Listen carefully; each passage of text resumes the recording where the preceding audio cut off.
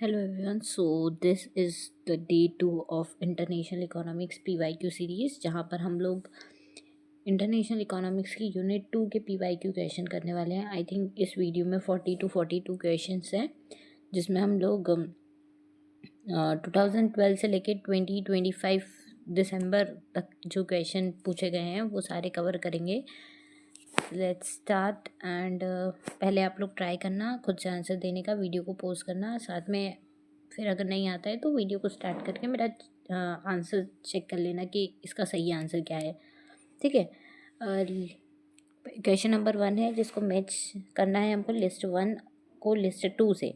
तो यहाँ पर 4 थ्योरीज दी हुई है, उनके जिन्होंने उनको दिए इकोनॉमिस्ट, उनका नाम दिया हुआ है, हमको करेक्ट से मैच करना है। पहला है law of absolute cost advantage, doctrine of comparative cost advantage, modern theory of international trade and opportunity cost principle. पहला law of absolute cost advantage Adam Smith ने दिया है, इन द ईयर 1776 में दी थी। ठीक है।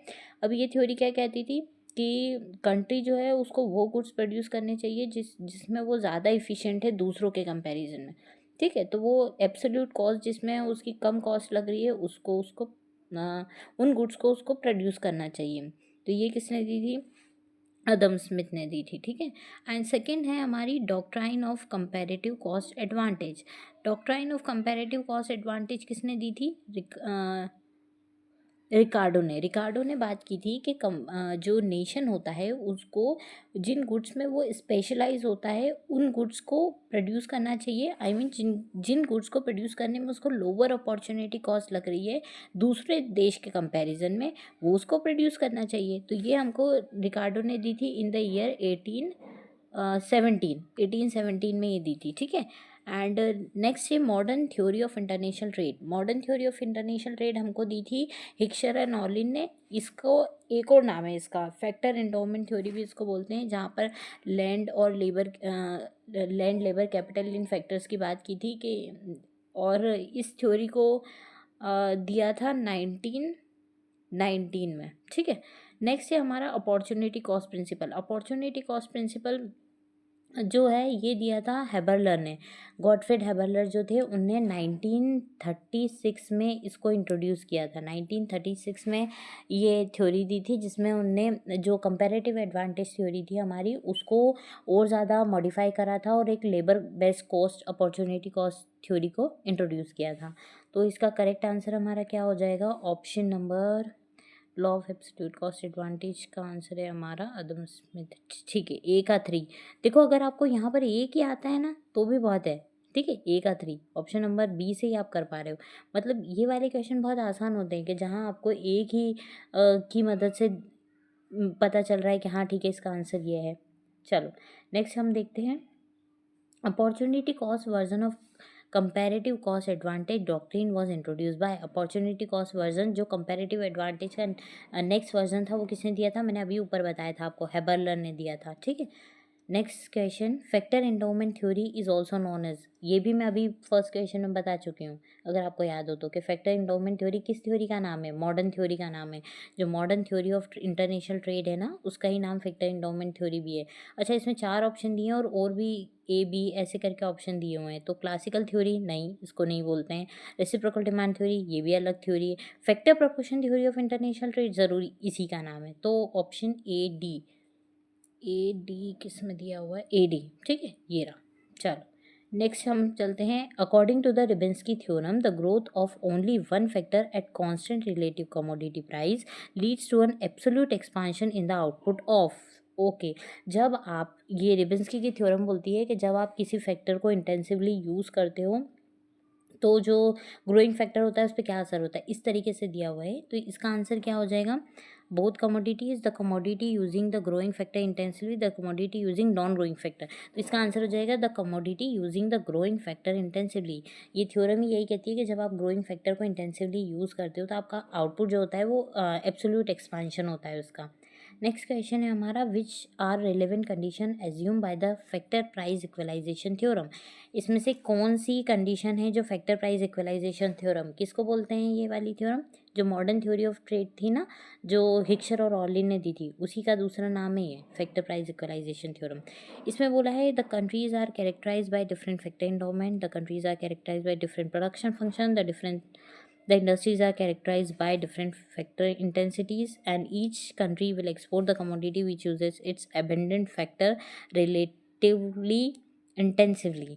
तो इसका करेक्ट आंसर हमारा क्या हो जाएगा कि जो कंट्रीज होती है जो डिफरेंट प्रोडक्शन फंक्शन को यूज़ करती है वो वाला, मतलब देखो अब अच्छा मैं वही सोच रही कि यहाँ से एक ऑप्शन तो निकल नहीं रहा है, तो फिर एक को कैसे टिक करेंगे। ओके ठीक है, तो जो आंसर होगा हमारा वो यहाँ पर इन्हें बोला है, कोड्स दिए हुए हैं 1 2 3 4 चारों करेक्ट है, 1 3 4 ऐसे करेक्ट है, तो यहाँ पर क्या क्या करेक्ट हो जाएगा।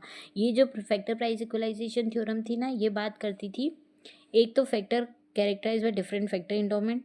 ओके देखो प्रोडक्शन फंक्शन की बात नहीं करती थी, फैक्टर इंटेंसिटीज की भी बात करती थी, और ये जो फैक्टर रिलेटिवली यूज़ हो रहा है उसकी भी बात करती थी। ठीक है, तो इसका करेक्ट आंसर हमारा क्या हो जाएगा, 1 3 4 1 3 and 4, option number B. Okay next question हमारा है, match list 1 with list 2। Hamilton list ने इंडियन इंडस्ट्रीज़ की बात की थी कि किस तरीके से प्रोटेक्शनिस्ट पॉलिसी जो होती है उसको लॉन्च किया जाता है ताकि जो आपकी डोमेस्टिक इंडस्ट्रीज़ है उनको प्रोटेक्ट किया जा सके। देखो क्या होता है कि जब है ना इंटरनेशनल ट्रेड होता है ना, तो वहाँ पर लोग होते हैं, मान लो इंडिया के लोग हैं, वो वहाँ से गुड्स खरीदना पसंद करते हैं जहाँ से उनको चीप रेट पे मिलता है। तो उससे क्या होने लग जाता है, अगर इंडिया में कोई सा सामान 100 रुपये का बन रहा है और वही यूएसए से 80 रुपये में खरीद पा रहे हैं, तो लोग क्या करेंगे, यूएसए से सामान मंगा लेंगे। तो यहाँ पर जो इंडियन इंडस्ट्रीज है उनका नुकसान होने लग जाता है। तो हैमिल्टन लिस्ट ने ना एक इंडियन इंडस्ट्री के बारे में बात की थी जहाँ पर एक प्रोटेक्शनिस्ट पॉलिसी उन्होंने निकाली थी कि आपको क्या करना है कि ऐसा कहा था कि आप टैरिफ लगाइए और डोमेस्टिक इंडस्ट्रीज़ जो हैं उनको सपोर्ट करिए। तो हैमिल्टन लिस्ट ने किसकी बात की थी, इंडियन इंडस्ट्रीज़ की बात की थी। ठीक है, ये वाला हो गया, मतलब ए का क्या है 2। मार्शल लर्नर ने किसकी बात की थी, इलास्टिसिटी अप्रोच की बात की थी। हमने माइक्रो इकोनॉमिक्स में भी पढ़ा था कि मार्शल ने इलास्टिसिटी अप्रोच दिया था। इंटरनेशनल इकोनॉमिक्स में भी इसका एक्सपांशन वर्जन उन्होंने बताया था। नेक्स्ट है हमारा CFI एजवर्थ ने हमारी बात की थी इम्प्रोवाइजिंग ग्रोथ के बारे में। जो इम्प्रोवाइजिंग ग्रोथ है ना उसके बारे में एजवर्थ ने बात की थी। एंड जेकब विनर ने ट्रेड क्रिएशन और ट्रेड डाइवर्जन की बात की थी। अब ट्रेड क्रिएशन और ट्रेड डाइवर्जन ये दो ऐसे नाम हैं जो बहुत बार ऐसे हम लोग देख लेते हैं, एग्ज़ाम्स में भी देख लेते हैं, PYQ में भी देख लेते हैं। तो क्या होता है कि जैसे कस्टम यूनियन होता है ना, तो कस्टम यूनियन जैसे क्या करता है, कुछ मेंबर कंट्रीज़ होती है उसमें आपस में वो मेंबर कंट्रीज़ क्या करती है, ट्रेड करती है। तो कस्टम यूनियन के जो मेंबर हैं, अगर जैसे कोई इंडिया है मान लो, और इंडिया अगर कस्टम यूनियन का जैसे मेंबर है, तो वो वहाँ पर जो ट्रेड कर रही है तो उससे ट्रेड करने से ट्रेड क्रिएशन भी हो रहा है, मतलब ट्रेड ज़्यादा बढ़ भी रहा है। पर अगर मान लो ऐसा हो जाता है कि मेंबर कंट्री के कंपैरिजन में इंडिया को कहीं और ज़्यादा सस्ता सामान मिल रहा है, तो वहाँ क्योंकि इंडिया अगर कस्टम यूनियन का मेंबर है तो इंडिया किसी नॉन मेंबर कंट्री से ट्रेड नहीं कर पाएगी ना, क्योंकि वो तो उसके पास लाइबिलिटी है, उसकी जिम्मेदारी है कि उसको मेंबर कंट्रीज, उसने साइन किया हुआ है कि मैं मेंबर कंट्रीज़ के साथ ही ट्रेड करूँगा। तो वहाँ पर कहीं ना कहीं क्या हो जाएगा, नुकसान हो जाएगा। तो वो क्या कहलाता है, वो हमारा कहलाता है ट्रेड डाइवर्जन इफेक्ट। ठीक है, होप आपको समझ आया होगा। हम लोग नेक्स्ट क्वेश्चन पे मूव करते हैं।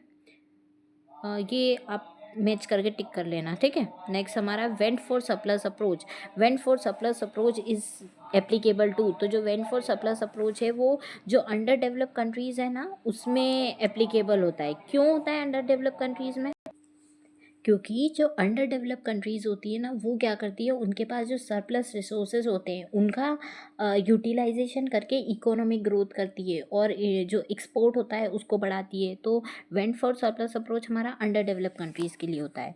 नेक्स्ट है हमारा which type of trade is not explain by Heckscher Ohlin model. Heckscher Ohlin model मैंने अभी बताया था, फैक्टर इंडोमेंट थ्योरी को कहते हैं, फैक्टर प्रपोर्शन थ्योरी और मॉडर्न थ्योरी ऑफ ट्रेड, ये 3 नाम है इसके हिक्सर ऑर्लिन मॉडल के। ये किसके बारे में बात नहीं करता है, देखो trade based on economies skill, इसके बारे में भी कहाँ बात करता था वो, तो ये बात करता था कि जो फैक्टर को इंटेंसिवली कैसे यूज़ कर रहे हैं, जो लैंड लेबर कैपिटल है उसके बारे में बात की थी, तो ये तो नहीं हो सकता।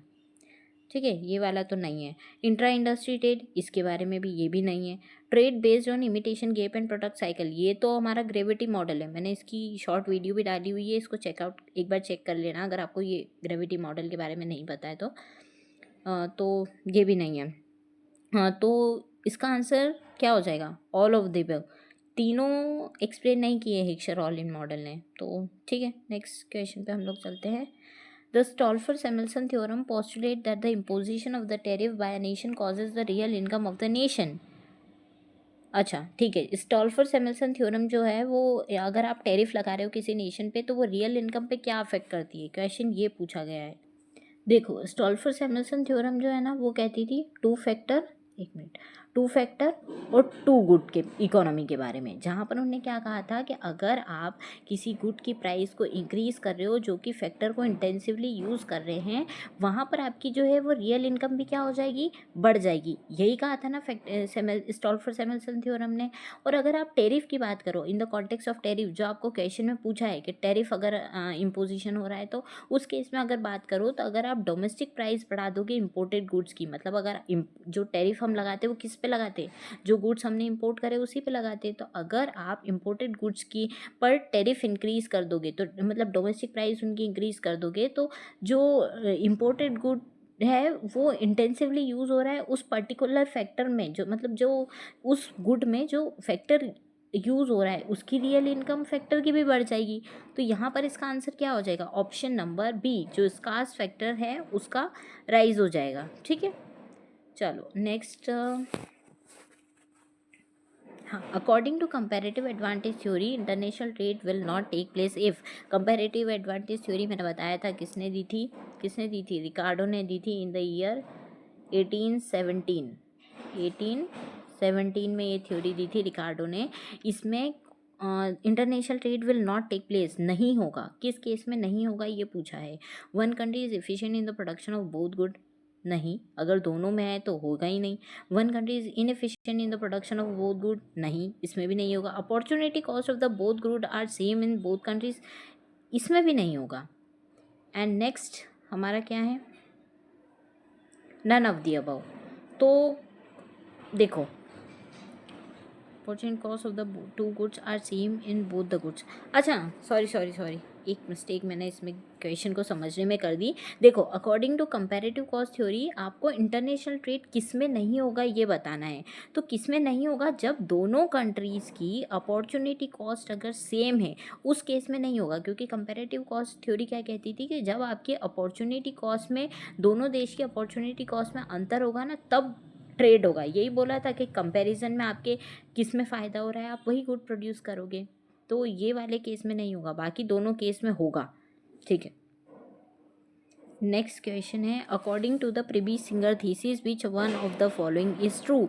दोनों में से कौन सा ट्रू है आपको ये बताना है। International trade has increase international inequality and has retarded the development of developing nation. Okay, the strategy of import substitution has resulted in the misallocation of resources within a developing country।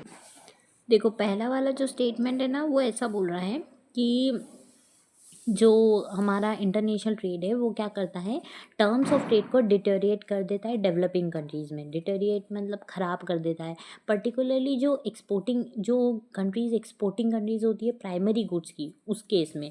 तो यहाँ क्या होता है कि जो inequality आ जाती है और जो डेवलपमेंट होता है डेवलपिंग कंट्रीज़ का, जो डेवलपिंग कंट्रीज़ है जो प्राइमरी गुड्स को का एक्सपोर्ट कर रही है उस केस में ये उनका हालत और ज़्यादा ख़राब हो जाती है, इनइक्वलिटी आ जाती है। तो ये वाला स्टेटमेंट तो हमारा क्या हो जाएगा, करेक्ट हो जाएगा। एंड सेकेंड है the strategy of import substitution has resulted in the misallocation of resources. नहीं बेटा, यहाँ पर क्या है कि इम्पोर्ट सब्सटीट्यूशन की इसमें कोई बात ही नहीं की गई ना, मिसएलोकेशन ऑफ रिसोर्सेज की बात की गई है इस वाले में।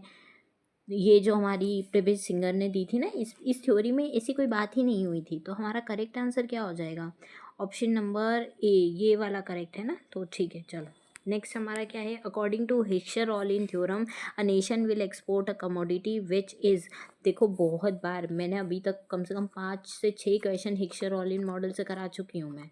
बहुत इंपॉर्टेंट थ्योरी है, इसको डिटेल में समझना है तो आप मेरे शॉर्ट्स को जाके एक बार चेकआउट कर लेना, वहाँ पर मैंने इस थ्योरी को बहुत डिटेल में समझाया है। उसकी लिंक मैं यहाँ पे पिन अप कर दूँगी, तो वहाँ से चेक कर लेना। ओके, सो 13 क्वेश्चन है, Heckscher Ohlin theorem a nation will export a commodity which is, कौन से नेशन कौन सी कमोडिटी को एक्सपोर्ट करेगी, यहाँ पर ये पूछा गया है। तो जो रिलेटिवली चीप फैक्टर होंगे उन्हीं को क्या करेगी, एक्सपोर्ट करेगी। तो ऑप्शन नंबर बी इसका क्या हो जाएगा, करेक्ट हो जाएगा। ठीक है, नहीं नहीं, हाँ ठीक है, चलो नेक्स्ट हमारा क्या है। और एक मिनट इसमें ऑप्शन नंबर ए भी है ना, intensive in its relative abundant factor, दोनों फैक्टर में जो होती है वो उन कमोडिटीज़ को क्या करती है, एक्सपोर्ट करती है।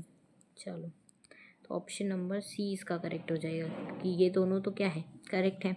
Next, which one of the following assumption is the most important assumption in the Heckscher Ohlin theorem of international trade, कौन सा सबसे करेक्ट एजम्पशन है हिक्सर-ओलिन मॉडल का, ये पूछा गया है। Two commodities, two factor model, no tariff, constant tariff. देखो सबसे ज़्यादा हिक्सर-ओलिन मॉडल क्या बात करता है, टू फैक्टर मॉडल होता है। ये टू फैक्टर मॉडल होता है जो कि लैंड एंड कैपिटल की बात करता है। तो इसका आंसर तो बहुत सिंपल है, टू फैक्टर मॉडल इसका आंसर हो जाएगा। Next, which of the following statement is are true for the gravity model to explain trade. Gravity model मैंने समझाया भी है, ग्रेविटी मॉडल किस चीज़ के बारे में बात करता है कि बायलेटरल कॉन्टेक्स्ट होता है, जो कि आपकी साइज़ ऑफ इकोनॉमीज़ और डिस्टेंस की बात करता है, जिसमें क्या होता है कि किसी जैसे नेशन 1 और नेशन 2 दोनों में आपस में कितना ज़्यादा डिस्टेंस है वो डिसाइड करेगा कि आप कितना ज़्यादा ट्रेड कर रहे हो। मतलब अगर कोई कंट्री नेशन 1 और नेशन 2 पास में है तो जो आपकी ट्रांसपोर्टेशन कॉस्ट होती है वो भी कम लगती है। तो उस वजह से क्या होता है कि आपकी जो ट्रेड हो जाएगा वो बढ़ जाएगा। और वहीं अगर नेशन 1 और नेशन 2 की डिस्टेंस ज़्यादा है तो फिर क्या होगा, ट्रेड नहीं हो पाएगा ना, क्योंकि बहुत ज़्यादा डिस्टेंस होने की वजह से कॉस्टिंग भी बहुत ज़्यादा लग रही है। तो इस वजह ये हमारा ग्रेविटी मॉडल कहता था। ठीक है, तो इसमें हमको पूछा है कि कौन सा ट्रू है, कौन सा स्टेटमेंट ट्रू है। तो यहाँ पर 3 स्टेटमेंट दिए हैं। It is used in the bilateral context, yes, bilateral contact दो देशों के बीच की बात करता है ना ये। इट वॉज डेवलप बाय जेन टिम्बरलिन इन 1962, ये भी करेक्ट है, ये स्टेटमेंट भी करेक्ट है। It takes into account the distance among the trading nation, ये भी सही बात है, डिस्टेंस की बात करता है। तो ऑप्शन नंबर क्या हो जाएगा इसका सही, ऑल ऑफ 3 आवर करेक्ट, तीनों करेक्ट है। ठीक है, who develop the use of trade indifference curve in the analysis of trade theory. Trade theory में इंडिफरेंस कर्व एनालिसिस की बात किसने की थी, जेई मेड ने की थी। ऑप्शन नंबर 1 ही करेक्ट है। चलो next, which among the following economies can be classified as a strong advocate of protectionist policy. मैं शुरू में मैंने बताया था ये क्वेश्चन, शायद फर्स्ट या सेकंड क्वेश्चन ही था, जिसमें मैंने बताया था इंडियन इंडस्ट्रीज़ का नहीं बताया था मैंने कि इंडियन इंडस्ट्रीज़ के लिए उनको सिक्योर करने के लिए उनकी जो डोमेस्टिक इंडस्ट्रीज़ है उसके लिए जो जेई में वो अपना एफ लिस्ट और हैमिल्टन जो थे उनने ये कॉन्सेप्ट लाए थे कि प्रोटेक्शनिस्ट पॉलिसी, जिसमें क्या किया था कि ऐसे टैरिफ लगाना ताकि जो डोमेस्टिक इंडस्ट्रीज़ है उनको प्रोटेक्ट कर सके। तो इसका आंसर तो ऑप्शन नंबर ए। अगर आप मेरे पहले क्वेश्चन पुरानी क्वेश्चन को भी एक्सप्लेनेशन सुन रहे हो ना बेटा, तो आप आराम से कर सकते हो, इनके आंसर्स दे सकते हो। Next question, which of the following is a distinctive implication of the new trade theory develop by millets in different from new trade theory. Okay, पता है मिलिट्स की थ्योरी क्या कहती थी, मिलिट्स की थ्योरी कहती थी कि जो ट्रेड ये शो करता है कि जो ट्रेड अलावा आप प्रोडक्टिव फर्म्स है उनको अलाउ कर रहे हैं, तो वो क्या करेगा, वो जो आपका प्रोडक्टिव फर्म है वो एक्सपांड करेगी और एक्सपोर्ट मार्केट में एंटर करेगी। और जो लेस प्रोडक्टिव फर्म है, जो जिनका प्रोडक्शन इतना ज़्यादा नहीं है, तो वो क्या करेगी, वो फर्म मार्केट से क्या हो जाएगी, एग्जिट हो जाएगी। मतलब जो प्रोडक्टिव फर्म है वो एक्सपोर्ट मार्केट में और ज़्यादा एक्सपांड होगी और जो लेस प्रोडक्टिव फर्म है वो मार्केट से आराम बाहर निकल जाएगी। तो इसका आंसर क्या हो जाएगा, trade increases the average productivity as more productive firm expand. Okay, option number A ही करेक्ट है। इसमें ऐसा तो नहीं है ना कि आपको 2-3, ठीक है, हमको बाकी ऑप्शन एक बार वो देख लेते हैं, अगर कोई सा ज़्यादा सही हो तो। हेल्पफुल स्टेट इंटरवेंशन नहीं, trade encourage R&D and lead to new product, नहीं इसकी भी बात नहीं की है इसने। अ कंट्री में both export and import the goods from the same industry, नहीं ये तो इंट्रा इंडस्ट्री ट्रेड वाला कॉन्सेप्ट है। ये वाला जो कॉन्सेप्ट है ना, ये इंट्रा इंडस्ट्री ट्रेड है, जहाँ पर क्या होता है कि कोई भी कंट्री सेम इंडस्ट्री से ट्रेड करती है। क्यों करती है? क्योंकि वहाँ के जो लोग हैं उनको वैरायटी चाहिए होती है, टाइप ऑफ है वो theory. 18 question international trade along the lines of comparative advantage improve the allocative efficiency of existing resources. इसका अच्छा, ये असर्शन रीजन वाला क्वेश्चन है, इसमें असर्शन दिया हुआ है एंड उसका रीजन दिया है international trade is a engine of the growth. इसमें पहला स्टेटमेंट बोल रहा है कि जो कंपैरेटिव एडवांटेज की रिज लाइन होती है उसमें क्या होता है, वो एलोकेटिव एफिशिएंसी दिखा रहा है। तो हाँ, ये बात तो सही है, ये बात तो ठीक है। इसका रीज़न क्या बोल रहा है कि international trade is a engine of growth. नहीं बेटा, ये वाला इसका हाँ ये है करेक्ट, ये जो बोला गया है ना ये स्टेटमेंट करेक्ट है, पर इंटरनेशनल ट्रेड ही सिर्फ अगर इसका रीज़न नहीं हो सकता ना, कि जो आपका ये बोला है कि अलोंग द लाइन्स रिज में आपकी जो इफ़िशियंसी है वो इम्प्रूव हो जाती है, तो उसका रीज़न ये नहीं है। स्टेटमेंट ये भी करेक्ट है पर रीज़न सही नहीं है। तो उसका आंसर हमारा क्या हो जाएगा? Option A and R true, but R is not the correct explanation of A. ठीक है। There is incomplete specialisation in production when country faces. Incomplete specialisation कब होता है ये पूछा है आपसे। देखो, तो ये होता है इंक्रीजिंग अपॉर्चुनिटी कॉस्ट के केस में। ठीक है। अच्छा, क्यों होता है? क्योंकि देखो, जब आप अपॉर्चुनिटी कॉस्ट को इंक्रीज़ करते हो ना, तो वो इनकम्प्लीट स्पेशलाइजेशन को लीड करता है, उससे इनकम्प्लीट स्पेशलाइजेशन होता है। जैसे जैसे कंट्री रीएलोकेट करती है ना रिसोर्सेज को प्रोडक्शन की तरफ, तो जो अपॉर्चुनिटी कॉस्ट होती है, मतलब नेक्स्ट अल्टरनेटिव की जो छोड़ने पे जो आपको अपॉर्चुनिटी कॉस्ट होती है, उसको जो प्रोड्यूस कर रहा है एडिशनल यूनिट को, वो इंक्रीज़ होने लग जाती है। समझ आया? ठीक है, चलो नेक्स्ट पे चलते हैं हम लोग। According to mercantilist trade is a, mercantilist के हिसाब से ऑब्वियस है, ज़ीरो सम गेम की बात करता है मर्केंटलिस्ट। ज़ीरो सम गेम का मतलब पता है? ज़ीरो सम गेम का मतलब ये होता है कि the gain of one country was seen for the loss of another country. It's like कि जहाँ पर मतलब एक कंट्री के लिए अगर कोई चीज़ गेन हो रही है तो दूसरी कंट्री के लिए लॉस हो रही है वो चीज़, इसको हम बोलते हैं ज़ीरो सम गेम। एक का फ़ायदा दूसरे का नुकसान, इसकी बात की थी मर्केंटलिस्ट ने। नेक्स्ट है हमारा opportunity cost theorem assumes that. Opportunity cost theorem क्या अज्यूम करती है?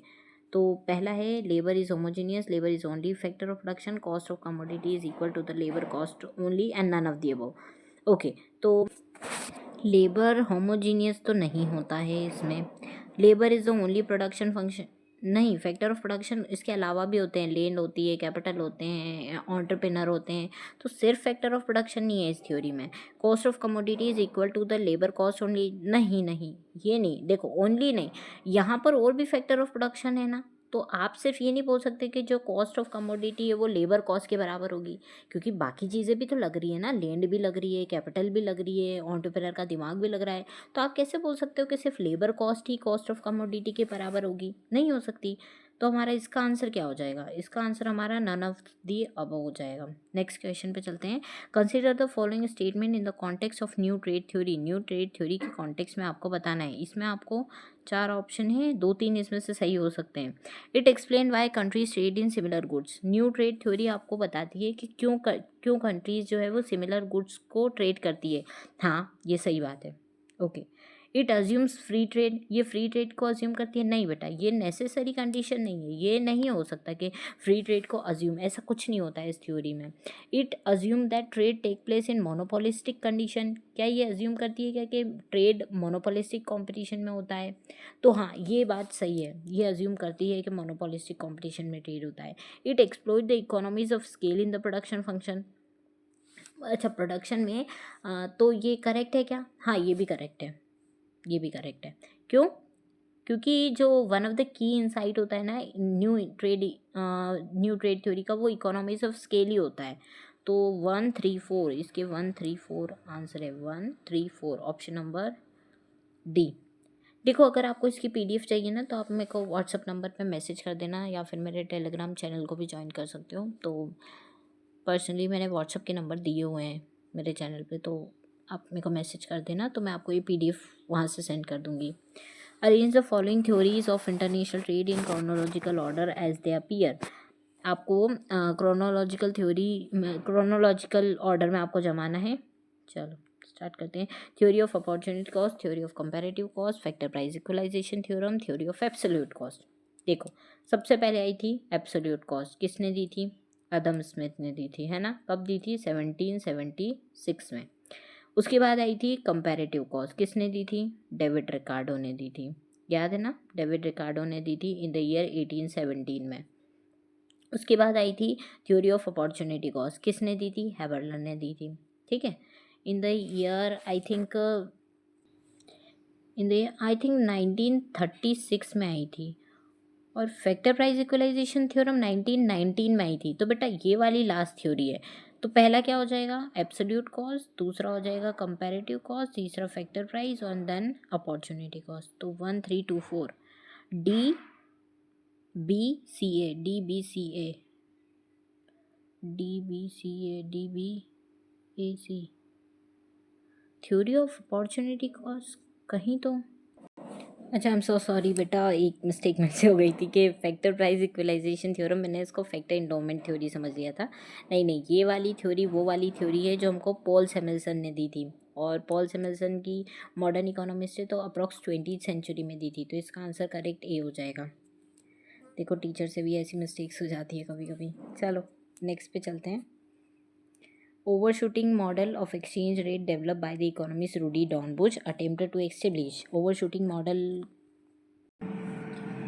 ये जो रूडी डॉर्नबुश का overshooting model of exchange rate है, ये एक्सप्लेन करता है कि किस तरीके से लॉन्ग जो हमारी एक्सचेंज रेट होती है वो ज़्यादा वॉलेटाइल होती है शॉर्ट रन में कंपैरिजन टू लॉन्ग रन में। क्यों? क्योंकि जो प्राइजेज़ होती है वो स्टिकी होती है। मतलब जो प्राइजेज़ है ना उनको आप बहुत इमीडिएटली एडजस्ट नहीं कर पाते हो। इस मॉडल में जो आपको बात करते हैं वो मॉनेटरी पॉलिसी की बात करते हैं, जिसमें ये बोला गया है कि जो मॉनेटरी पॉलिसी चेंज होती है, मतलब जैसे जब इंटरेस्ट रेट आप एडजस्ट करते हो, वो जो एक्सचेंज रेट है उसको ओवरशूट कर देती है लॉन्ग रन में। किसमें? लॉन्ग रन में ओवरशूट कर देती है। और लीडिंग वो क्या कर देता है कि जो लॉन्ग रन में तो स्टेबलाइज हो जाता है और शॉर्ट रन में वॉलेटाइल हो जाता है। आया समझ में? तो 24 का आंसर अगर हम देखें तो fact why the foreign exchange market is never in equilibrium, नहीं। Relationship between sticky price and volatile exchange rate. आया समझ में? मतलब वॉलेटाइल और स्टिकी एक्सचेंज रेट के बारे में बात की है यहाँ पे। वॉलेटाइल कब होती है? शॉर्ट रन में। और स्टिकी प्राइसेस कब होती है? लॉन्ग रन में, ठीक है। नेक्स्ट हमारा आ जाता है the optimum tariff means. Optimum tariff का मतलब क्या होता है? तो देखो ऑप्टिमम टेरिफ होता है ना, वो ये बताता है कि जो टेरिफ रेट होती है आपकी वो मैक्सिमाइज करती है कंट्री के जो वेलफेयर होता है उसके, और मतलब कंट्री का जो वेलफेयर होता है उसको मैक्सिमाइज करती है। और जो टर्म्स ऑफ ट्रेड है, मतलब एक्सपोर्ट और इम्पोर्ट का जो रेशो होता है ना, उसको इम्प्रूव करती है। ऑप्टिमम टेरिफ का मतलब समझ आया। अब ऑप्टिमम टेरिफ का मतलब आपको इसमें बताना है कि इसका मतलब क्या है। तो must occur in the elastic range of the tariff imposing home country offer curve, takes account of the probability that the partner country will retaliate with protective measure of its own, maximize total export sales in the of the imposing country, must occur in the elastic range on a partner country's offer curve। Okay तो ये वाला answer हमारा correct हो जाएगा। देखो option number D correct हो जाएगा। मतलब मस्ट होकर in the elastic range, elastic range में होनी चाहिए और जो पार्टनर की ऑफर कंट्री है उसके रेंज में होना चाहिए, ठीक है। नेक्स्ट हमारा 26, इसमें भी यही दिया हुआ है, size matter in international trade. किसके बारे में बात कर रहा है? ये ग्रेविटी मॉडल के बारे में बात कर रहा है। किसने दिया था ग्रेविटी मॉडल? जेम टिम्बरलेन ने दिया था। Economies of scale and monopolistic competition in international market, कौन बात करता है इसकी? इकोनॉमीज ऑफ स्केल और मोनोपोलिस्टिक कंपटीशन के बारे में बात करता है पॉल क्रुगमैन। पॉल क्रुगमैन, देखो ये लिखा, पॉल क्रुगमैन इसके बारे में बात करता है। Technological gap theory of trade, technological gap theory के बारे में बात की है एम.वी. पॉस्नर ने। और लास्ट है हमारा ज़ीरो सम गेम। इसका क्वेश्चन पहले भी आया है कि ज़ीरो सम गेम किसने दिया था? मर्केंटाइलिस्ट ने दिया था। तो इसका 26 का आंसर क्या हो जाएगा हमारा? ऑप्शन नंबर ए का 4 एंड बी का 3, सी का 1 एंड डी का 2। ऑप्शन नंबर ए करेक्ट है, ठीक है। Next, in which stage of the product cycle model the imitating country starts producing the product for domestic consumption. अच्छा, ये वाली थ्योरी मैं पहले भी पढ़ा चुकी हूँ। इस थ्योरी का नाम पता है क्या है? Product cycle model. Product cycle model. इसमें क्या होता है कि जो इमिटेटिंग कंट्री है ना, पहले जो कोई कंट्री होती है वो किसी नई चीज़ का इनोवेशन करती है और उसको बहुत ज़्यादा लागत में उस चीज़ को बनाती है, और देन क्या, मतलब कोई नेशन है वो किसी प्रोडक्ट को बनाता है ज़्यादा कॉस्टिंग में। फिर क्या होता है, जो पास वाला नेशन है वो उसकी कॉपी करने लग जाता है और क्या करता है, देखता है और खुद से बनाने का ट्राई करता है उस प्रोडक्ट को। फिर क्या होता है, कम लेबर कॉस्ट या कम ऐसे फैक्टर ऑफ प्रोडक्शन को यूज़ करके वो क्या करता है, प्रोडक्ट को कम बना लेता है। और फिर ये आखिरी में क्या होता है, जो जो ये वाली नेशन था जिसने जिसने बनाया था प्रोडक्ट, वो क्या करने लग जाती, इसी वाली कंट्री से क्या करने लग जाती, इम्पोर्ट करने लग जाती। मतलब साइकिल क्या हुई, घूमने लग गई। मतलब पहली स्टेज जो होती है हमारी, टोटल इसमें 4 स्टेजेस होती है। पहली स्टेज हमारी जो होती है ना, वो इंट्रोडक्शन की स्टेज होती है। एक मिनट यार, यहाँ पे लिख नहीं पा रही हूँ मैं, यहाँ पर लिख के समझाती हूँ। देखो, पहली जो हमारी स्टेज होती है ना, वो इंट्रोडक्शन की स्टेज होती है जिसमें प्रोडक्ट इंट्रोड्यूस होता है मार्केट में। दूसरी स्टेज होती है हमारी मैच्योरिटी की स्टेज। मैच्योरिटी की स्टेज में क्या होता है कि जो इमिटेटिंग कंट्री है वो मतलब जो कॉपी करने वाली कंट्री होती है, वो गुड्स को प्रोड्यूस करने लग जाती है अपनी कंट्री में। तीसरी स्टेज होती है स्टैंडर्डाइजेशन की। स्टैंडर्डाइजेशन में क्या होता है कि वो उसको बनाने में, प्रोडक्ट को बनाने में वहाँ पे स्टैंडर्डाइज हो जाती है, कम कॉस्ट में वो ज़्यादा अच्छा प्रोडक्ट बनाने लग जाती है पहले नेशन से। तो तीसरी स्टैंडर्डाइजेशन की होती है। एंड फोर्थ अगर हम देखें तो फोर्थ हमारी होती है डिक्लाइन की स्टेज, जहाँ पर प्रोडक्ट जो डिमांड होती है वो डिक्लाइन होना लग जाती है और जो प्रोडक्शन होता है वो सीज हो जाता है। ठीक है, तो सेकेंड वाला जो हमारा ऑप्शन है, मतलब स्टेज 2 है, वो इसका करेक्ट आंसर है, क्योंकि जो इमिटेटिंग कंट्री है वो प्रोडक्शन करने लग जाती है अपनी डोमेस्टिक कंट्री में। देखो बेटा, अभी थोड़ा सा ना मुझे बोर्ड का प्रॉब्लम है, तो थोड़ा सा यहाँ पर समझाने में मेरे को आपको दिक्कत आ रही है। जैसे ही मैं थोड़ा नया बोर्ड ले लूँगी उसके बाद मैं आपको बहुत अच्छे से समझाने का ट्राई करूँगी, तो अभी आप इसी से एडजस्ट कर लो। Next, 28 question. What does the result of the first empirical test of the Hickscher-Ohlin model by Vasily Leontief find? Wesley Leontief ने एक मॉडल दिया था, एक हिक्सर-ओलिन मॉडल को फाइंड करने के लिए एक टेस्ट करा था। अब वो क्या कहता है ये पूछा है। तो इस मॉडल के हिसाब से जो यूएसए, वो कैपिटल अबेंडेंट कंट्री है, तो उसको क्या करना चाहिए, कैपिटल इंटेंसिव गुड को एक्सपोर्ट करना चाहिए और इंपोर्ट क्या करना चाहिए, लेबर इंटेंसिव गुड को। पर वेस्ले लियोन्टिफ ने एक लियोन्टिफ पैराडॉक्स दिया था जिसमें उन्होंने कहा था कि बीइंग यूएसए जो है भले ही कैपिटल इंटेंसिव कंट्री है, पर फिर भी वो क्या कर रही है, वो कैपिटल इंटेंसिव गुड को ही इंपोर्ट कर रही है। समझ आया? मतलब आप जिसमें एबंडेंट हो उसके बावजूद भी आप वही चीज़ इंपोर्ट कर रहे हो, और जिस चीज़ में आप स्कार्स हो उसके बाद भी आप वही चीज़ को का एक्सपोर्ट कर रहे हो। तो यहाँ पर क्या है, ऑप्शन नंबर कौन सा करेक्ट हो जाएगा? Option number A, US export were less capital intensive than US import. US के जो एक्सपोर्ट है वो ज़्यादा कैपिटल इंटेंसिव है बजाय इम्पोर्ट के। ठीक है, next, in which stage of the product cycle model the imitating country start under selling the innovating country in the third market? देखो ये अब आप खुद मेरे को बताओगे, क्यों? क्योंकि मैं आपको समझा चुकी हूँ, ये प्रोडक्ट साइकिल मैंने अभी समझाई थी आपको। कौन सी वाली स्टेज होती है ये जिसमें अंडर सेलिंग होने लग जाती है इनोवेटिंग कंट्री की? थर्ड मार्केट में। स्टेज 4 लास्ट वाली स्टेज होती है ये, जिसमें पहली वाली कंट्री जो कंट्री प्रोड्यूस करती है उसका तो मार्केट सीज हो जाता है ना। Next, according to the specific factor model which of the following is correct? Specific factor model के हिसाब से कौन सा ऑप्शन करेक्ट है? ये वाला अभी टाइम ज़्यादा हो रहा है तो ये वाला आप लोग होमवर्क कंसिडर कर लो और प्लीज़ मुझे कमेंट सेक्शन में बताना, क्योंकि हाफ़ एन आवर की वीडियो मैं लेती हूँ और ये हाफ़ एन आवर से ज़्यादा हो रही है तो मुझे ख़त्म करना है। ठीक है, इसका ट्राई करना, नहीं आए तो मैं कमेंट सेक्शन में आंसर दे दूँगी। ठीक है, चलो, what does immiserising growth argue? Immiserising growth क्या आर्ग्यू करती है ये पूछा है। ऑप्शन 4 ऑप्शन दिए हुए हैं, ये भी इतना ही बड़ा है, पर चलो इसको तो करते हैं।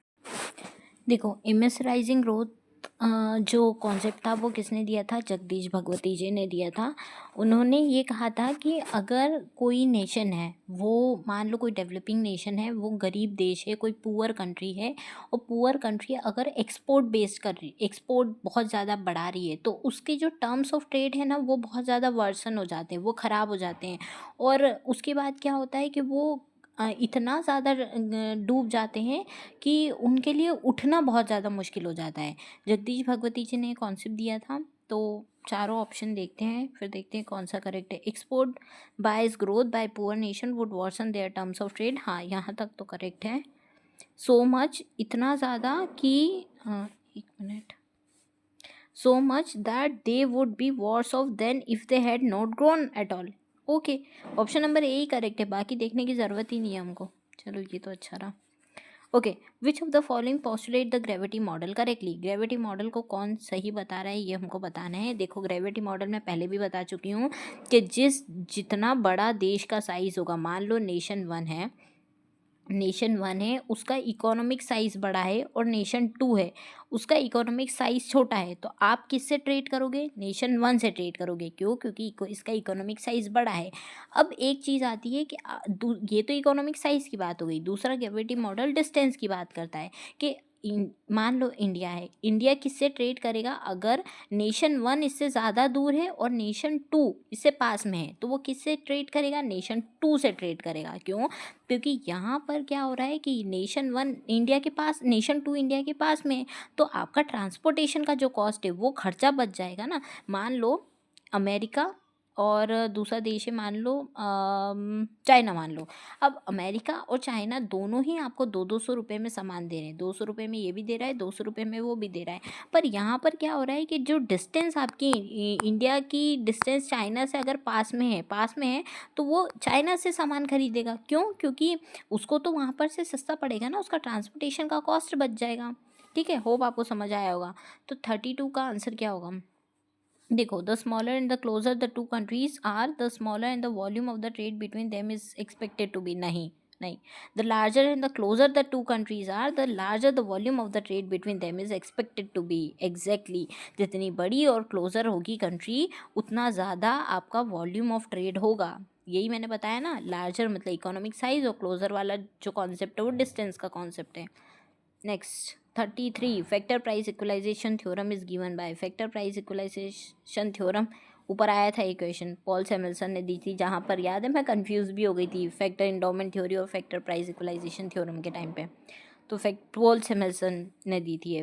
Okay, which of the following is true for the Clark fixed Walras product exhaustion theorem. अच्छा, क्लार्क की जो थ्योरम है वो क्या कहती थी? ये क्लार्क की थ्योरी ऐसा कहती थी कि अगर आप कोई प्रोडक्ट बना रहे हो और उस प्रोडक्ट को बनाने में जो आपने मार्जिनल प्रोडक्ट यूज़ किया है, अगर आप मार्जिनल प्रोडक्ट के हिसाब से, मार्जिनल एफिशिएंसी के हिसाब से अगर आप किसी टोट पेमेंट करने लग जाओगे उस फैक्टर को, तो फिर आपके टोटल प्रोडक्ट तो कुछ बचेगा ही नहीं। ये बात क्लार्क ने उनके प्रोडक्शन एग्जॉशन थ्योरम में बोली थी, जिसका एजम्पशन पता है क्या था कि जो होमोजीनियस प्रोडक्शन फंक्शन होता है वो बहुत ज़्यादा ज़रूरी होता है। ये इसका एक वो था, एजम्पशन था। तो ऑप्शन नंबर ए इसका क्या हो जाएगा? करेक्ट हो जाएगा। सेकेंड, अच्छा एक मिनट, यहाँ पर हमको 3 4 है, मतलब हमको सब कुछ पढ़ना पड़ेगा। ओके, तो ऑप्शन नंबर, अच्छा बाकी पढ़ते हैं। It is an identity that hold for all values of the variable, हाँ ये भी ठीक है, सारी वैल्यूज़ को होल्ड करता है। The assumption of the homogeneous production function is not necessary, नहीं भाई, सबसे ज़्यादा नेसेसरी तो यही है। नेक्स्ट है, it is not an identity since it hold only for the value of variable in the long run equilibrium, नहीं ये भी नहीं होगा, ये भी नहीं होगा। It hold for all type of production function, it hold for all type of production function, नहीं बेटा, all type of production function के लिए ये होल्ड नहीं करता है। तो हमारा आंसर क्या हो जाएगा? ए बी, ए बी, ठीक है। चलो नेक्स्ट है, consider the following statement about specific factor model of international trade and say which one are correct. Specific factor model के बारे में हमको देखना है और कौन सा करेक्ट है, इसमें भी हमको सारे पॉइंट्स पढ़ने पड़ेंगे। Let's start. पहला है, factor specific to the export sector in each country gain from, yes this one is correct, ये सही है। Factor specific to the import competing sector in each country loss from trade, ना ये भी ठीक है, ये भी ठीक है कि अगर इम्पोर्ट कंपीटिंग सेक्टर से फैक्टर स्पेसिफिक हो रहा है, मतलब अगर कोई factor specific to the import competing sector है तो वो लॉस करेगा। अब देखो देखो मैं पहले इस थ्योरी को समझाती हूँ, नहीं तो ये चीज़ आपको समझ ही नहीं आएगी। ये थ्योरी पता है ये बोलती थी कि जैसे आपका एक्सपोर्ट हो रहा है और इंपोर्ट हो रहा है। अब जैसे फैक्टर ऑफ प्रोडक्शन है, अब फैक्टर ऑफ प्रोडक्शन में वो वाला फैक्टर हमेशा बेनिफिट में रहेगा जो एक्सपोर्टिंग कर रहा है, मतलब जो एक्सपोर्ट कर रहा है वो हमेशा बेनिफिट में रहेगा, और जो इंपोर्ट कंपीटिंग मतलब इंपोर्ट में compete कर रहा है ना, डोमेस्टिक इंडस्ट्री से compete कर रहा है, बाहर के देशों से जो अगर सामान आ रहा है तो फॉरेन कंट्री से इंपोर्ट में compete कर रहा है, वो हमेशा लॉस में रहेगा। तो वही तो है कि देखो फैक्टर जो कि एक्सपोर्ट सेक्टर में है वो हमेशा गेन करेगा ट्रेड से, हाँ, और फैक्टर जो कि इंपोर्ट कंपीटिंग सेक्टर में वो लॉस करेगा। यही तो बात ये कह रहा है ना। आया समझ में? थ्योरी समझ आई आप लोगों को? मैंने क्या समझाने की कोशिश करी आपको कि मान लो लैंड है और मशीन है। मशीन आपकी एक्सपोर्टिंग वाली कैटेगरी में लगी हुई है, एक्सपोर्ट के सामान बनाने में लगी हुई है, और लेबर जो है वो इंपोर्टिंग सामान बनाने में लगी हुई है, जिससे इंपोर्ट में कंपटीशन हो रहा है। तो फ़ायदे में कौन रहेगा? एक्सपोर्ट वाला जो मशीन है, मशीन फ़ायदे में रहेगी, और लॉस में कौन रहेगा? लेबर रहेगा, क्योंकि लेबर तो बेचारा हमेशा लड़ता ही रहेगा ना उन इंटरनेशनल जो फर्म्स है उनसे, जिनसे हम लोग इंपोर्ट कर रहे हैं, उनसे लड़ता ही रह जाएगा बेचारा। समझ आया? देखो, mobile factor that can work in either sector में gain from trade, and mobile factor that can work in either sector में लॉस फ्रॉम द ट्रेड।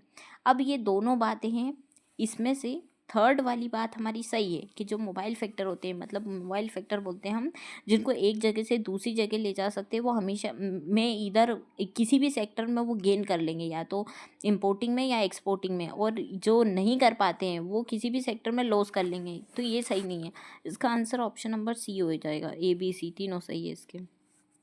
चलो next, which of the following are true about Rybczynski theorem. Rybczynski theorem, देखो पहले पता है ऐसा होता था कि आपको वन लाइनर क्वेश्चन आ जाते थे, पर आजकल ऐसा हो गया है कि आपको हर थ्योरी को बहुत डीप में पढ़ना ज़रूरी हो गया है। मैंने सारी थ्योरीज डीप में पढ़ाई हुई है, तो प्लीज़ आप वहाँ से जाके चेक कर लेना, क्योंकि PYQ में मैं इतना लंबा सेशन नहीं लेके जा सकती कि मैं हर वीडियो को, हर थ्योरी को आपको इतना डिटेल में समझाऊँ। मैंने वीडियोस अपलोड कर रखी है, आप वहाँ से चेक कर लीजिएगा, शॉर्ट्स के फॉर्म में है, क्योंकि इतना ज़्यादा टाइम, जैसे अभी मुझे अप्रॉक्स 41 मिनट्स हो गए हैं इसमें, और आप लोगों के लिए भी ऐसा रहता है कि PYQ हम क्यों करते हैं, क्योंकि सिर्फ सॉल्व करने के पर्पज़ से करते हैं ना। अगर आपको समझना है तो आप वहाँ से समझ लीजिए, फिर भी मैं कोशिश कर रही हूँ कि आपको मैं समझाती चलूँ थ्योरीज। चलो अभी ज़्यादा बात नहीं करते हैं, यहाँ से स्टार्ट करते हैं कि which of the following are true about Rybczynski theorem. Rybczynski theorem में से कौन सा सही है? तो it is related to factor growth from trade. हाँ, ये तो सही बात है, क्योंकि यही तो इसका कोर एम होता है कि ये फैक्टर ग्रोथ और ट्रेड के बारे में बात करती है, तो ये तो सही बात है। अब सेकंड है, it contradict to the factor endowment trade theory. तो जो ये वाली है ना, ये कॉन्ट्रडिक्ट करती है फैक्टर इंडोमेंट थ्योरी को? नहीं, ये कॉन्ट्रडिक्ट नहीं करती है, तो ये वाली तो नहीं हो जाएगा। It hold when both the goods are normal goods. अच्छा, ये जब करती है क्या कि जो बोथ गुड्स अगर नॉर्मल गुड्स है, उस केस में रिबेन्सकी थ्योरम क्या बोलते हैं, रिबेन्सकी थ्योरम वो फॉलो करती है क्या? तो हाँ, ये बात सही है, दोनों गुड्स जो है वो नॉर्मल गुड्स होने चाहिए। ये कांस्टेंट प्राइस को अज्यूम करती है क्या? तो हाँ, ये बात भी सही है, कांस्टेंट प्राइस को अज्यूम करती है कि जो प्राइसेस है वो हमेशा कांस्टेंट होने चाहिए, ताकि जो इफ़ेक्ट होता है फैक्टर इंडोमेंट, अगर आप चेंज कर रहे हो तो वो आइसोलेट के लिए हेल्पफुल रहता है। ठीक है, नेक्स्ट है हमारा, it assume constant factor ratio. Constant factor ratio, factor ratio भी कांस्टेंट अज्यूम करती है क्या? तो नहीं बेटा, ये वाला नहीं होगा। कांस्टेंट रेशो जो फैक्टर रेशो होता है उसको कांस्टेंट अज्यूम नहीं करती है। तो आंसर क्या है? ACD। ACD, ACD। एक मिनट, मैंने कुछ गड़बड़ करी है क्या? इसमें ऑप्शन में क्यों नहीं है ACD? कहीं शायद बेटा इसमें टाइपिंग मिस्टेक हुई है, एक बार वो मैं देख लेती हूँ। पर हाँ, इसमें ऑप्शन में मिस्टेक है बेटा, यहाँ टाइपिंग मिस्टेक हो गई होगी, तो यहाँ पर इसको, चलो इसको काट के एक बार आप ACD कर लीजिए। मैं PDF में भी करेक्शन कर दूँगी, आप वहाँ से चेक कर लेना। ठीक है, if nation 1 has 100L plus, मतलब 100 labour and 150 capital, and nation 2 has 1000 labour and 1000 capital, then which of the following is correct? कौन सा करेक्ट है? यहाँ पर आपको क्या करना है, लेबर टू कैपिटल रेशियो निकालना पड़ेगा। कैसे निकालेंगे? पहले हम लोग लेबर टू कैपिटल रेशियो निकालते हैं। 1 minute, labour to capital ratio कैसे निकलेगा? 100 डिवाइड बाय 150, ये हमारा लेबर टू कैपिटल आ जाएगा। फिर हमको क्या निकालना पड़ेगा? कैपिटल टू लेबर रेशियो निकालना पड़ेगा। 150 डिवाइड बाय 100, दोनों का कितना आएगा? 1 मिनट, ये क्या हो रहा है? इसका अप्रोक्स कितना आएगा? इसका अप्रोक्स आपको आएगा 0.6 के समथिंग को जाएगा, 0.66 के समथिंग को जाएगा। एंड इसका क्या आएगा? इसका 2 3, इसका आएगा आपका 1.5, है ना? तो क्या ज़्यादा हो रहा है? कैपिटल टू लेबर ज़्यादा हो रहा है ना, मतलब कैपिटल रिच कंट्री है ये। कैपिटल रिलेटिव टू लेबर, मतलब कैपिटल लेबर के कंपैरिजन में यहाँ पर कैपिटल है, ठीक है? तो nation 1 is a capital rich country, ठीक है? ये तो सही बात है, सही बात है ना ये, ठीक है? अब सेकंड करने की नीड है क्या हमको? एक बार और यहाँ सेकंड भी करके, नेशन 2 भी करके देख लेते हैं, क्योंकि हमको ऑप्शन मिल गया है और आई थिंक यहाँ पर ज़्यादा कुछ दिया नहीं हुआ है। तो अगर आपके पास टाइम कम है तो ऐसे केस में आप नहीं भी निकालोगे तो आपको ऑप्शन दिख गया है कि नेशन 1 कैपिटल रिच कंट्री है। पर अगर फिर भी आपको लग रहा है तो आप कैलकुलेट करके देख सकते हो, मतलब नेशन 2 का भी सिमिलर वे में आप कैलकुलेट कर लेना। यहाँ पर इरेजर नहीं दिख रहा है मुझे। देखो, नेशन 2 का आप कैसे कैलकुलेट करोगे, यहाँ करके बताती हूँ मैं। वही आप 1000 डिवाइड बाय 1000 करोगे, यही क्या हो जाएगा? 1 हो जाएगा ये तो, है ना? दोनों के इसमें 1 1 है, तो दोनों के बाद वाला में तो ऐसा है ना कि आपका जो डाटा है वही वो है, मतलब नेशन 2 जो है उसका इक्वल प्रपोर्शन है, लेबर और कैपिटल में दोनों में इक्वल प्रपोर्शन है। तो पर्टिकुलरली वो ना तो कैपिटल रिच कंट्री है ना ही लेबर रिच कंट्री है। तो ऑप्शन तो हमको दिख ही गया क्या है इसका आंसर, ठीक है? चलो क्वेश्चन नंबर 8 हम करते हैं, 38 करते हैं, sorry. Which of the following depict the Verdoorn's law correctly? Verdoorn's law को कौन करेक्टली बताता है? देखो, वर्डून्स लॉ क्या बोलता था कि जब आप का मैन्युफैक्चरिंग सेक्टर में मान लो आपकी प्रोडक्टिविटी बढ़ रही है, तो प्रोडक्टिविटी बढ़ने से हम लोग कहाँ थे? मुझे थोड़ा सा बुला लिया था तो मैं चली गई थी, मुझे ध्यान नहीं है हम लोग कहाँ थे। तो हम लोग शायद 38 क्वेश्चन कर रहे थे ना, वर्डून्स लॉ के बारे में। तो वर्डून्स लॉ का करेक्ट आंसर क्या हो जाएगा कि वर्डून्स लॉ हमारा कहता है कि एक स्ट्रॉन्ग पॉजिटिव कॉरिलेशन होता है between the growth of manufacturing output and the growth of productivity of manufacturing के बीच में। मतलब मैन्युफैक्चरिंग आउटपुट आपका इंक्रीज़ होगा तो प्रोडक्टिविटी जो होगी विद इन मैन्युफैक्चर सेक्टर में वो भी इंक्रीज़ होगी। तो 38 का करेक्ट आंसर हमारा क्या हो जाएगा? कौन बोल रहा है ये वाली चीज़ें? ऑप्शन नंबर ए ही ये बात बोल रहा है। देखो कि एक स्ट्रॉन्ग पॉजिटिव कोरिलेशन होता है आपका between the growth of the manufacturing output and the growth of productivity of manufacturing. तो ऑप्शन ए ही करेक्ट हो जाएगा। नेक्स्ट है which is not a modern theory of trade? इसमें से कौन सी मॉडर्न थ्योरी ऑफ ट्रेड नहीं है? अगर पूछे हैं तो फैक्टर प्रपोर्शन थ्योरी हमारी वही वाली होती है। कौन सी नहीं है? अच्छा देखो, ह्यूमन स्किल थ्योरी ये हमारी मॉडर्न थ्योरी है, ठीक है? ये अभी लेटेस्ट ही आई थी, मॉडर्न थ्योरी है। अच्छा, फैक्टर प्रपोर्शन थ्योरी ये हमारी ट्रेडिशनल थ्योरी है। फैक्टर प्रपोर्शन थ्योरी हमारी क्या है? ट्रेडिशनल थ्योरी है, ऑल्सो नोन एज, जिसको हम क्या बोलते हैं? हिक्सर-रोलिन मॉडल भी बोलते हैं, है ना? प्रोडक्ट साइकिल थ्योरी भी हमारी मॉडर्न थ्योरी है। ऑफर कर्व एनालिसिस ये भी हमारा क्या है?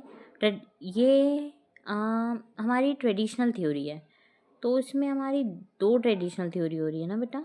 2 नहीं 3 हो रही है। अच्छा तो पूछा क्या है? मैं बहुत ज़्यादा कंफ्यूज हो गई हूँ अभी। 1 मिनट, वापस हम इस क्वेश्चन को पढ़ते हैं स्टार्टिंग से। 1 मिनट, शुरू करते हैं। हाँ, which is are not modern theory of trade? इसमें से कौन सी मॉडर्न ट्रेड थ्योरी नहीं है? नहीं है पूछा है। ह्यूमन स्किल थ्योरी हमारी है, मॉडर्न थ्योरी ही है human skill theory. Factor proportion theory हमारी ट्रेडिशनल थ्योरी है, जिसको हम हिक्सर-रोलिन मॉडल भी बोलते हैं। तो ये हमारी नहीं है, ये हमारी नहीं है। प्रोडक्ट साइकिल थ्योरी ये हमारी मॉडर्न थ्योरी है। ऑफर कर्व एनालिसिस ये हमारी जो है ये ट्रेडिशनल थ्योरी है। तो इस हिसाब से हमारे कौन से 2 ऑप्शन कर? 1 मिनट, अच्छा मैं वही जब से कंफ्यूज हो रही हूँ कि इसमें 2 ट्रेडिशनल थ्योरी तो यहीं आ रही है, तो मैं एक को कैसे टिक करूँ? देखो, हम यहाँ पर है, हमको ऑप्शंस दिए हुए हैं तभी अब ठीक है, अब बता सकती हूँ मैं कि कौन सी। एक तो ये वाली बी और एक डी, ये 2 थ्योरी जो है हमारी बी डी, ये ऑप्शन नंबर सी करेक्ट हो जाएगा। ठीक है चलो। Which of the following is are not applicable to classical theory of trade, इसमें से कौन सी क्लासिकल थ्योरी ऑफ ट्रेड के लिए एप्लीकेबल नहीं है, ये पूछा है। लेबर थ्योरी ऑफ वैल्यू, ये तो कोर कंपोनेंट है भैया हमारा क्लासिकल थ्योरी का, तो क्लासिकल तो बात ही लेबर की करते थे, तो ये तो है, ये तो है। ठीक है। One factor model, one factor model is like जो रिकार्डो फोकस करता था लेबर पे, और रिकार्डो हमारा क्या था, जो क्लासिकल है उसी के टाइम के हैं, तो ये और it satisfy zero sum game, ये मर्केंटलिस्ट ने बोला था जीरो सम गेम वाला। और it is a multi factor model, जो बहुत सारे क्लासिकल बेसिक मॉडल थे उसमें रिकार्डियन मॉडल या ये लोग वन फैक्टर मॉडल की बात करते थे। It is a multi factor model and factor of production are mobile domestically and internationally. अच्छा ठीक है, तो इस हिसाब से हमारा करेक्ट आंसर क्या बैठ रहा है, डी और ई। डी और ई जो है वो क्या है, क्लासिकल थ्योरी का पार्ट नहीं है ना, क्योंकि वन फैक्टर मॉडल था, लेबर वाली बात की थी। मल्टी फैक्टर मॉडल मतलब तो ज़्यादा फैक्टर आप ले रहे हो, और मोबाइल मतलब इधर से उधर जाने को मोबाइल बोलते हैं, आप इधर से उधर जो चीज़ें पहुंचा पा रहे हो उसको मोबाइलिटी बोलते हैं। तो ये वाला भी है, तो इसका आंसर डी और ई हो जाएगा, डी एंड ई। चलो नेक्स्ट। अच्छा सारे क्वेश्चन हो गए हमारे, ओके। तो टोटल 40 क्वेश्चन थे जो हमने कवर करे थे। इसका पीडीएफ मैं आपको प्रोवाइड कर दूँगी, आप मुझे या तो व्हाट्सअप नंबर पर मैसेज कर देना या टेलीग्राम पे मैसेज कर देना, कहीं भी कर देना, मैं आपको पीडीएफ इसका प्रोवाइड कर दूँगी। एंड होप आपको ये सीरीज़ देखने में मज़ा आया होगा।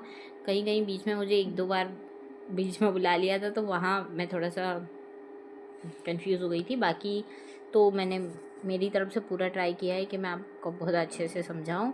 और अगर आपका कोई सजेशन है कि मैम आप इस चीज़ पे भी वीडियो बना सकते हो, तो मैं डेफिनेटली आपके सजेशन को एक्सेप्ट करूँगी, और मैं कोशिश करूँगी कि रोज़ एक वीडियो तो मैं आपके लिए अपलोड कर ही दूँ। Okay, so thank you so much for watching this video and subscribe to my channel, and if you like this video then please do like and share with your friends.